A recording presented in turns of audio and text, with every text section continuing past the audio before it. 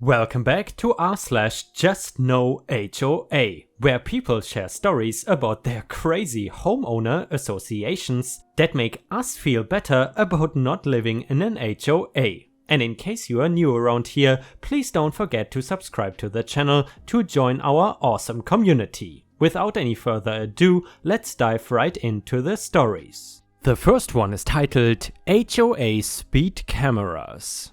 I live in a neighborhood full of car lovers, and speeding has always been somewhat of an issue. It has never been anything too extreme, but enough for the neighborhood to notice. However, I also live in an HOA neighborhood. And unfortunately, the HOA in our neighborhood loved stepping over boundaries frequently. A situation a couple months ago regarding the speeding cars let us know just how comfortable they are overstepping boundaries as an HOA. A few months ago, everyone in the neighborhood got a letter in the mail stating that within a couple of weeks the HOA would be putting up cameras and speed radars to buckle down on the speeding issues in the neighborhood. I would like to say that I am fond of holding reckless drivers accountable, but I must also say that this was not an issue that HOAs could legally tackle.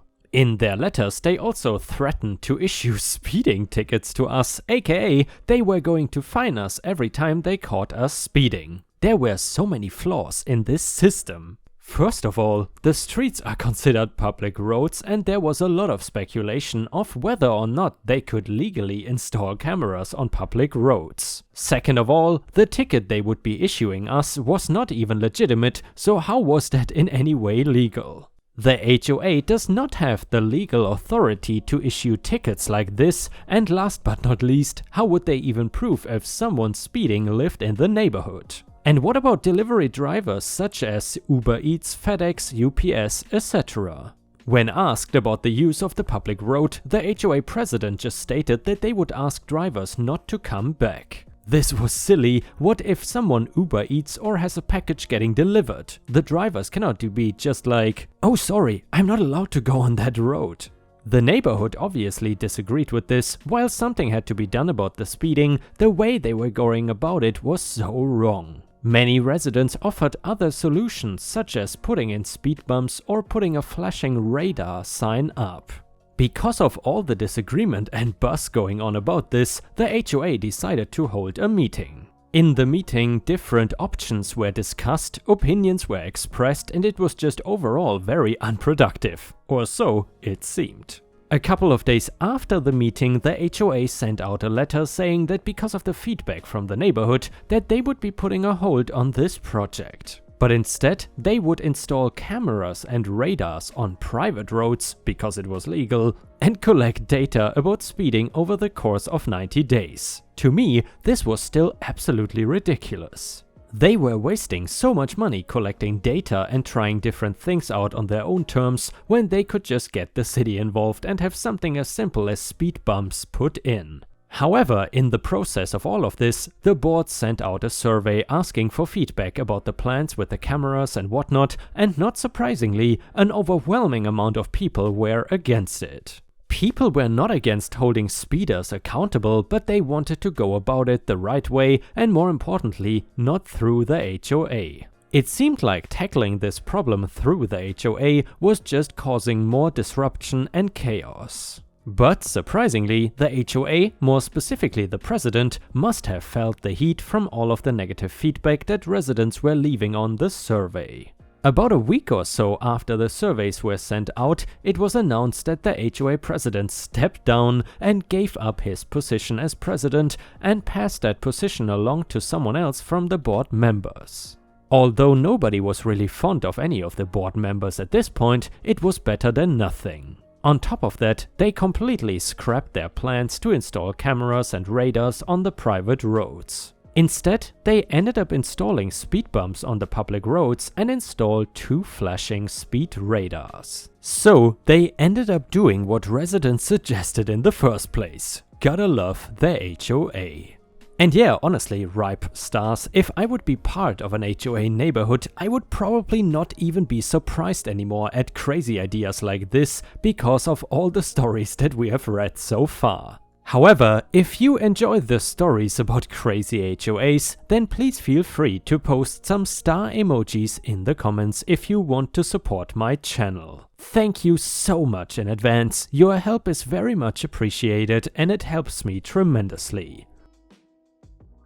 The next one is titled, It is Salt. Back in the 90s, our landline phone number was one digit different from an auto repair workshop, and I would frequently get calls from customers misdialing looking for this repairer. No big deal, I would just let them know, easy mistake, have a laugh, no problem, but it was starting to become a bit of a pain. One day I got this call from some lady. I said hello. The first thing out of her mouth was, "Is my car ready yet? I've been waiting all day and I have important things to do." This irritated me instantly with her rude attitude, so thinking quick, I asked her name and said I will go find out.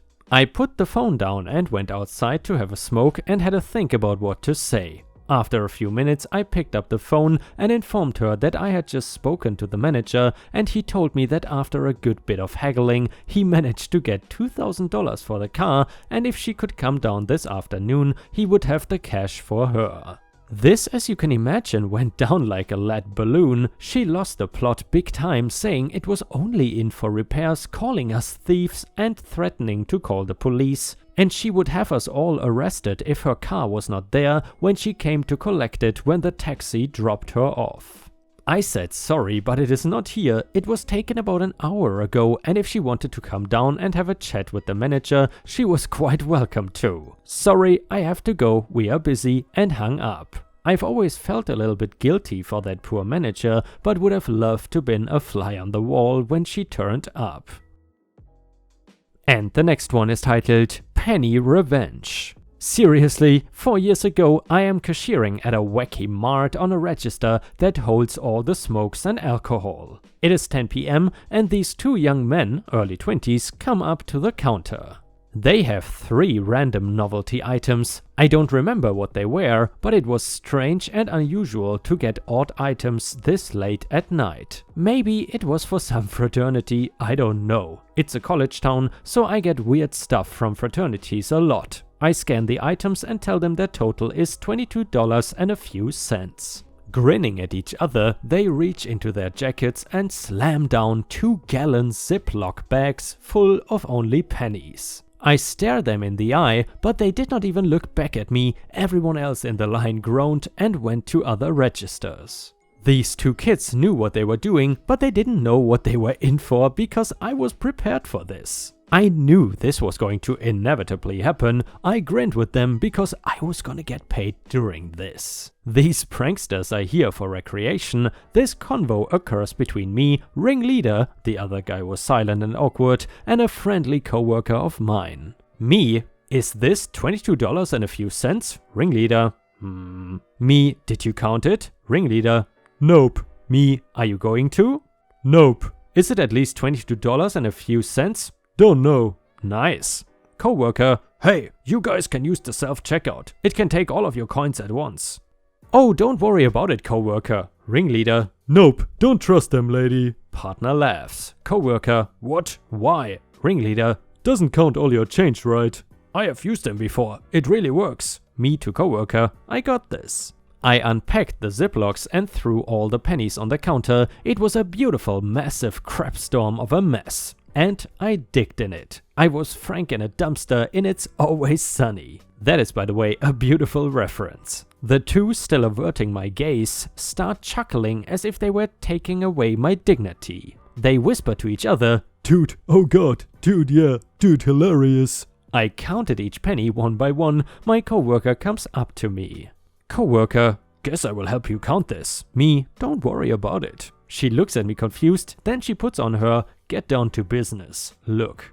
Coworker, I got your back. Me, oh, okay. We worked up a system where we counted 10, put them in a pile, then with 10 stacks of 10 pennies we separated them, making $1 piles. We made progress slowly but surely. Some customers came to the line, but we advised them to get to another line. Some of them looked at us confused, but when they saw the counter full of pennies, they understood. Some decided to wait, but when they realized it wasn't going to just take a few minutes, they took their leave. Another register in the liquor department opened, so it wasn't too bad for other customers. We get to about $12, about 10 minutes in, until I knocked over the piles. Coworker, OP.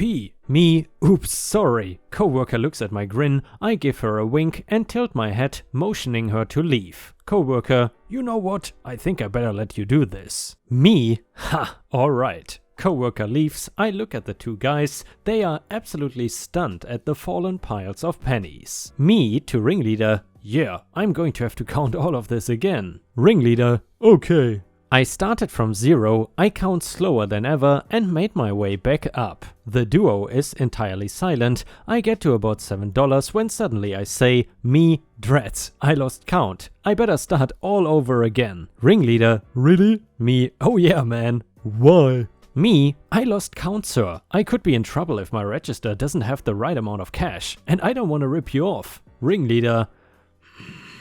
It is about an hour later, my manager walks past, looks at me, I smile at him and he looks at the counter. He walks away without a word. I eventually count all the change and surprisingly, they had only $18. Me, I think that this is $18. The duo has been dead silent, they look done for the night. Me, I will recount it. I effing recounted it. Me, I think this is actually $19 and a few cents. Without a word, the ringleader whips out a $5 bill. Me, seriously? You had cash? Ringleader, needed to get rid of my change. Me, no problem. I will just recount this again. I want to make perfectly sure that this is $19 since I counted 18 the first time. Ringleader, are you kidding me? I shake my head no, completely serious. He takes out a $20 bill straight out of his pocket and throws it at me. My coworker gives the biggest, what the hell, face. Internally, I die as well because they were smart enough to have a backup plan and the fact that he was touching his cash in his pocket the entire time kinda messed with me. I take the cash, do the transaction, give him his change, thanked him and wished him a good night. The two start to put their pennies back in the Ziploc bags and I didn't help them at all. I watched them just as how they watched me. Lots of pennies dropped to the floor, but they didn't care to pick them up. It looked like their souls were sucked out of them. It was past midnight and I clocked out way past when I was supposed to.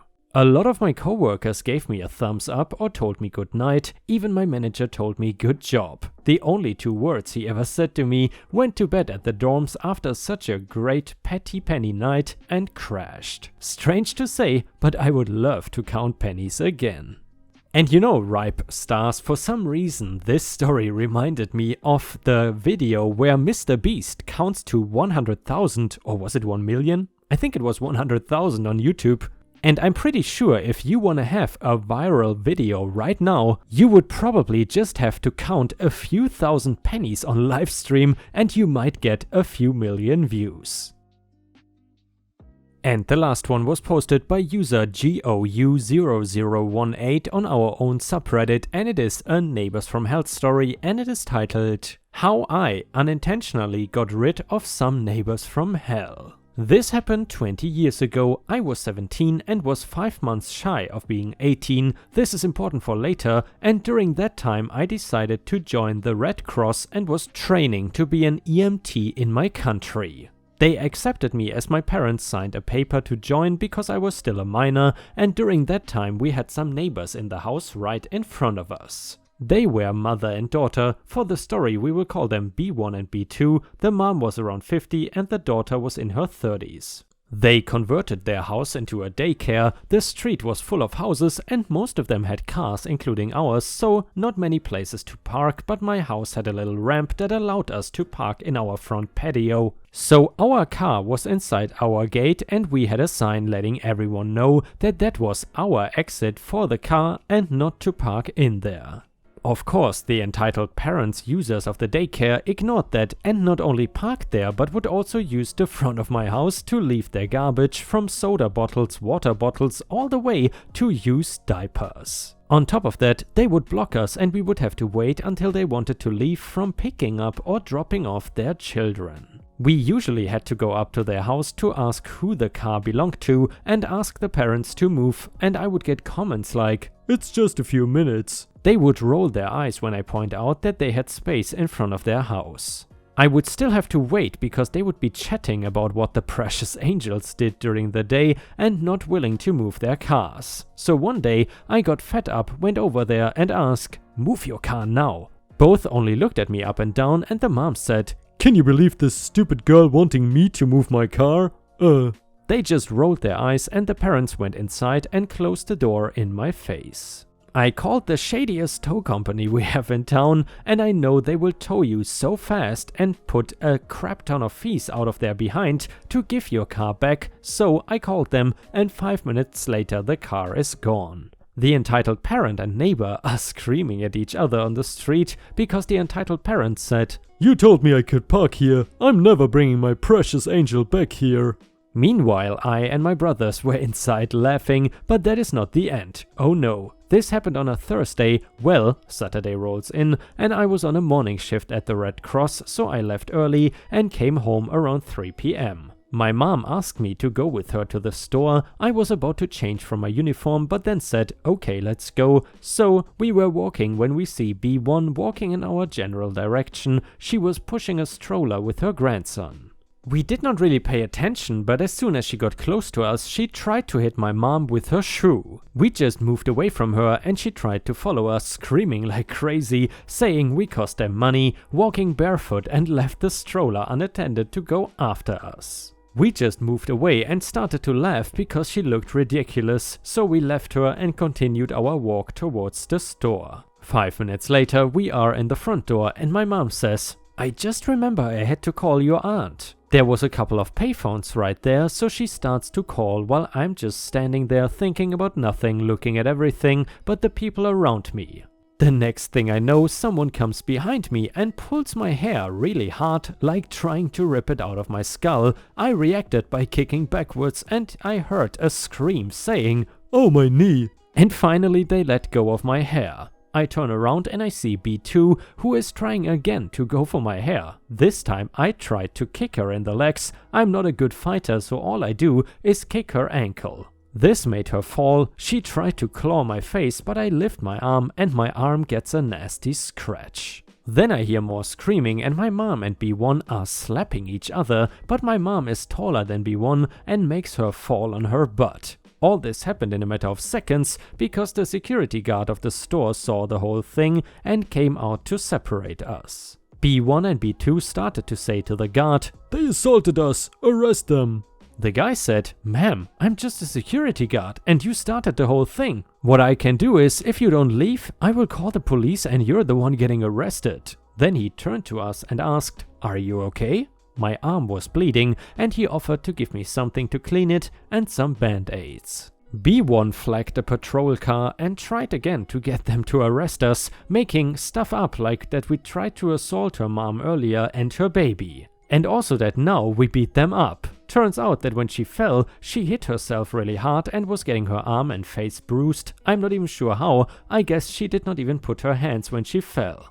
One of the cops talked to the guard and he gave a written statement. B1 and B2 would not stop crying and screaming, so the police took everyone to the station to sort things out. That is when everything starts to go wrong for B1 and B2. The police wanted to speak with each one of us separately, but my mom said, "My daughter is underage. She will not answer anything unless I'm there or someone from agency, CPS in my country, is with her." They called a social worker and I went to talk to one officer. I told him what happened and then he noticed something. "Hey, are you?" and points at my uniform and sees the Red Cross logo that was partially covered by my hair. I said, "Yeah, am I in trouble? Are you calling my supervisor?" He smiled and said, "You know, the guard already told us they hit first, so I don't really need anything other than to ask you, do you want to press charges?" I said yes. Turns out there is a law that says if you hit someone in uniform, it is 6 months in jail added to assault to a minor. She could be in for a year. When they informed B2 she was going to be arrested for assault on a minor and assault of a person in uniform, she went pale and started to say, "What about my injuries? This girl cannot be underage." But the officer replied, "But she is, ma'am. You are under arrest." B1 tried to protest, but they told her if you continue to scream, you're getting arrested as well. After signing some papers, we left. 2 weeks later, there was a for sale in the front door, and seems it had to be below market because it was sold really fast. We heard she had to bribe her way out of prison, but that meant almost the entire amount they got of the house sale and left to rent somewhere else. We never saw them again. And yeah, Ripe stars, obviously this story is not from the United States because you can bribe your way out of prison. I'm pretty sure that's not possible there, but I'm really curious where OP is from.